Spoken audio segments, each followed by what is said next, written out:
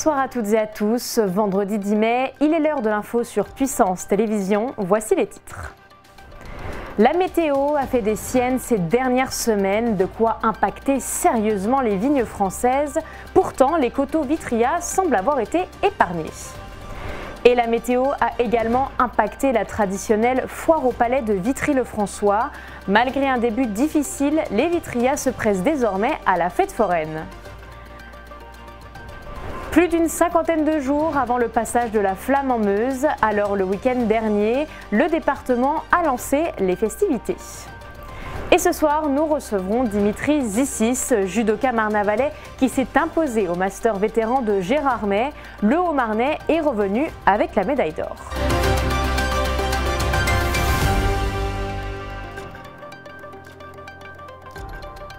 Et voici pour les titres. On commence ce journal avec ce terrible accident qui est survenu ce matin aux alentours de 8h30. Une collision entre deux véhicules s'est produite sur la route départementale 221 entre Villiers-en-Lieu et Saint-Dizier. Un jeune homme de 22 ans, originaire de la cité Bragard, est décédé sur le coup. Selon les premières informations, la vitesse serait la cause de l'accident. La voiture de la victime, une Polo, se serait déportée sur la voie de gauche et aurait percuté frontalement un véhicule utilitaire. Le choc a été d'une extrême violence puisque le moteur du véhicule léger a été éjecté à une vingtaine de mètres. D'ailleurs, le compteur de la Polo est resté bloqué à 140 km/h sur cette portion pourtant limitée à 90.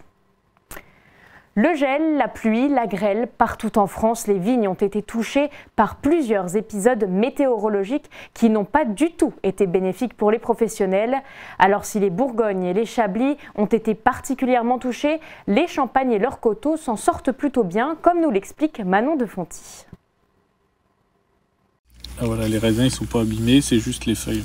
Contrairement à d'autres départements français, les coteaux Vitria semblent très peu impactés par les intempéries de ces derniers jours, comme le constate aujourd'hui Clément sur cette parcelle située à Bassuet, près de Vitry-le-François. Donc là on peut bien voir les dégâts de l'orage d'il y a une semaine qui a en fait eu un peu de grêle et qui a haché en fait un peu les feuilles de la vigne. Par chance les brins ils n'ont pas été complètement arrachés, donc pour l'instant ça n'a pas mis en péril la récolte, mais ça a stressé la vigne et elle va avoir un peu de temps à s'en remettre et ça peut créer des entrées pour les maladies type mildiou ou oidium. Pour éviter la propagation de ces maladies, les vignes nécessitent une surveillance accrue. Il y a des années où il n'y a pas de gel, pas de grêle, rien du tout, puis des années comme cette année où on n'était pas loin d'avoir du gel. Par chance, la vigne elle a juste été stressée aussi là par le froid. Et puis là, malheureusement, sur cette parcelle, il y a eu la grêle. Mais après, le restant de l'année peut des fois bien se passer. C'est le désavantage de la nature, c'est qu'on ne peut pas maîtriser ni savoir à l'avance ce qui va se passer. Chaque année, ce domaine viticole produit en moyenne 200 000 bouteilles de champagne. Et les orages de la semaine dernière ne semblent pas avoir impacté ce rendement annuel. Dans quelques semaines, ce viticulteur pourra enfin connaître les dates des futures vendanges de ses 18 hectares de vignes. Elle s'est invitée et a quelque peu gâché le début de la foire au Palais. La pluie du week-end dernier a mis à mal le lancement de la fête foraine de Vitry-le-François. Mais les beaux jours sont enfin de retour et Gueltas Philippe nous fait découvrir les allées festives de cette foire. La pluie aurait bien pu la mettre KO. La foire au Palais, traditionnelle fête foraine qui réunit une trentaine d'attractions à Vitry-le-François, a connu un lancement difficile en raison de la météo. Oui, la météo a été compliquée ce week-end, il y a eu pas mal de pluie, donc forcément les gens sortent beaucoup moins quand la météo est mauvaise. Donc ouais, il y a eu un début timide de la foire au Palais. Le soleil et un peu de chaleur qu'on n'a pas eu encore, donc on attend avec impatience et aujourd'hui ça a l'air de bien se remettre.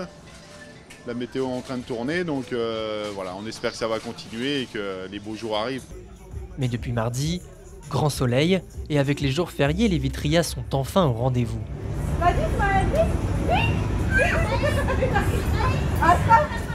Bon, on vient pour faire plaisir petit Mathéo à la fête, pour lui. Oui. Ouais, il fait beau là, faut profiter parce que le week-end il était pourri quand même. La fête se termine ce dimanche, mais le grand rendez-vous c'est samedi soir avec un feu d'artifice qui colorera le ciel de Vitry-le-François vers 22h45. Et ce soir, Puissance TV vous propose un nouveau Terre de Sport.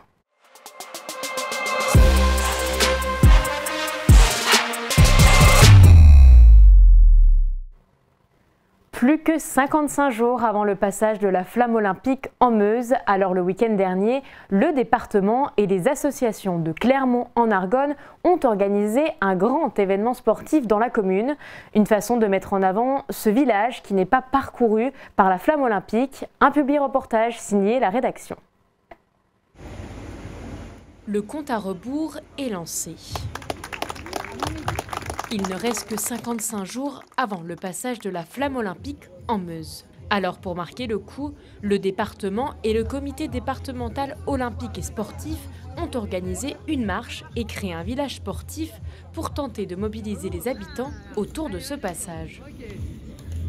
On veut vraiment faire un événement qui soit le plus festif, le plus convivial et qui rassemble tous les Meusiens. On veut de l'inclusion, y compris dans le domaine sportif. Il y a deux convois, on l'a dit tout à l'heure, le convoi Agile et le convoi Engagement, pour qu'on ait vraiment une belle visibilité sur toute la Meuse, parce que chaque territoire a ses particularités, qu'elles soient culturelles, historiques, etc., et même sportives. Si la flamme ne passera pas à Clermont en Argonne, les associations locales souhaitent quand même mettre en avant le sport et ses valeurs.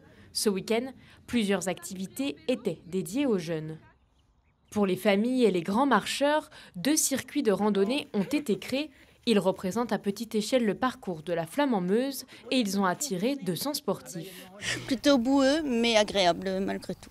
Après, on a un peu l'habitude de nos bois, ce qui veut dire qu'on a l'habitude de se promener quand même. Là, c'était très bien de pouvoir encore faire une distance pas trop longue, parce qu'après, il y a les suites, mais là, ça va. L'Argonne, c'est un poumon vert et il faut absolument inciter les gens à faire la balade quotidienne, dominicale, parce qu'au moins on respire. Le rendez-vous est donc donné le 29 juin prochain. Le convoi débutera à Gondrecourt-le-Château avant d'arriver à Verdun pour une grande fête olympique. Il y a une semaine, Dimitri Zissis rentrait des Vosges avec une médaille d'or. Le Marne-Valais a brillé dans la catégorie M1 lors du Master vétéran de Gérardmer. Bonsoir Dimitri. Bonsoir. Merci d'être avec nous. Alors première question, comment ça s'est passé là-bas ? Écoutez, très bien. Malgré une fatigue liée à la route et à l'entraînement au courant de la semaine, j'ai pu malgré tout réussir et aller chercher cette fameuse médaille d'or à Gérardmer. Alors visiblement, vous êtes imposé sans difficulté. Ça veut dire quoi sans difficulté ?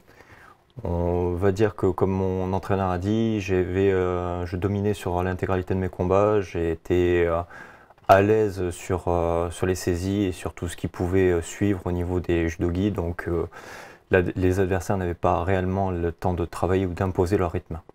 Alors vous avez mené en la danse, on pourrait le dire en quelque sorte. Comment s'est déroulé votre dernier combat qui vous a permis de décrocher l'or finalement ? Alors, le dernier combat s'est très bien passé. C'est un adversaire qui était fort physiquement. Malheureusement, manquait un tout petit peu de technique de par son niveau, mais physiquement était très fort. Et c'est la différence, c'est l'expérience qui ont tout fait en fait, tout simplement. Alors justement, vous parlez d'expérience. On va venir sur ce qui a fait la différence. Peut-être donc d'abord, vous me parlez de technique. Oui. Alors, quand vous parlez de technique, c'est parce que vous êtes préparé de A à Z, vous étiez à bloc sur la technique, c'est ça ? C'est ça. Alors, je suis un combattant qui évolue majoritairement au sol. Je suis pas forcément très à l'aise debout.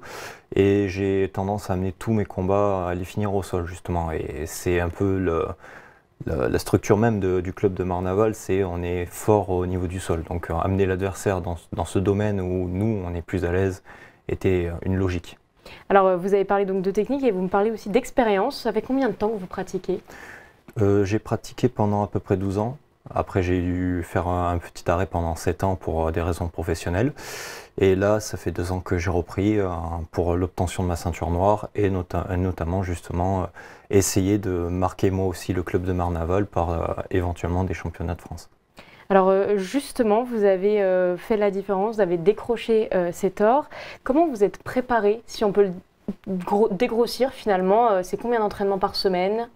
Alors c'est entre 3 et 4 entraînements par semaine de judo, plus à côté des entraînements de préparation physique, type musculation, course à pied pour le cardio. Tout ça c'est régulier, on va dire que sur une semaine, 6 jours d'entraînement, approximativement. D'accord. Et des choses à côté, vous faites attention peut-être à ce que vous mangez ou des choses... L'alimentation, après, ça dépend de chacun, ça dépend des catégories. La mienne, c'est moins de 81 kg. Si j'ai envie d'être très léger, effectivement, je vais adopter une alimentation qui va pousser sur une sèche. Et si j'ai envie d'être en haut de ma catégorie, je vais faire plus une prise de masse et manger un peu plus conséquemment. Ça va dépendre de ma forme du jour et de mon style de combat et de ce que je prépare en conséquence. Alors justement, comment vous êtes préparé? Parce qu'il y a le physique notamment, mais il y a le mental aussi. Comment on se prépare à une compétition comme celle-ci? Alors ça, on va dire c'est un peu naturel. J'ai toujours été de nature très calme, donc me focaliser sur mes combats et ne pas avoir la fièvre de la victoire et on va dire assez naturel. Après, bien sûr, il y a l'excitation, il y a le fait que quand on gagne un combat, on veut toujours montrer qu'on est au-delà. C'est là qu'il faut arriver à se canaliser, mais sinon, mentalement, je suis de manière générale très calme, donc ça, c'est assez facile. Alors Gérard May, c'était une étape importante pour vous dans votre saison, finalement? C'était un retour? Pour moi, c'était une étape importante par rapport au fait que c'était une première vraie compétition que je reprenais sérieusement. Et en même temps, ça m'a permis de reprendre des revanches avec certains combattants que j'avais déjà rencontrés l'an dernier au Grand Est. Et c'était un challenge. Un challenge que vous avez plutôt bien réussi. Quelle est un peu la suite? Là, vous êtes de retour. Un peu d'entraînement, j'imagine. Oui. Et puis ensuite, vous avez prévu de faire d'autres compétitions. Comment ça se déroule un petit peu votre année finalement? Alors, pour les compétitions vétérans, en fait, c'est pour les qualifications au championnat de France. Il faut qu'on fasse un minimum 2 compétitions labellisées, plus qu'on soit inscrit sur la rank-list. En gros, c'est le niveau de chaque compétiteur. Et là, à l'heure actuelle, j'ai fait 3 labellisés, donc du coup, je suis inscrit d'automatisme dans la rank-list et je me suis qualifié aux France. Le but, là, maintenant, c'est d'aller chercher justement les France. Alors, quand est le rendez-vous, justement? Le 22 et 23 juin, à Paris. Très bien. Vous êtes préparé, comment vous vous sentez à l'approche de cette compétition? Pour le moment, pas prêt. Mais mon entraîneur, Francis Clerget, qui était l'ancien fondateur du club, va m'aider à exploiter au maximum toutes les possibilités et mes capacités pour aller chercher la première place. Justement, qu'est-ce qui, selon vous, est à travailler particulièrement là, ces quelques semaines avant les France? Beaucoup de déplacements et de technicité, rentrer encore plus dans le détail sur les mouvements et sur la mise en place de certaines prises. Évoluer et augmenter mon éventail de techniques. Ben, on va terminer là-dessus, votre éventail de techniques. Merci d'avoir été avec nous ce soir. Merci à vous. C'est la fin de votre journal, merci de nous avoir suivis. Tout de suite, la météo. L'information continue sur Puissance Télévision. Bonne soirée.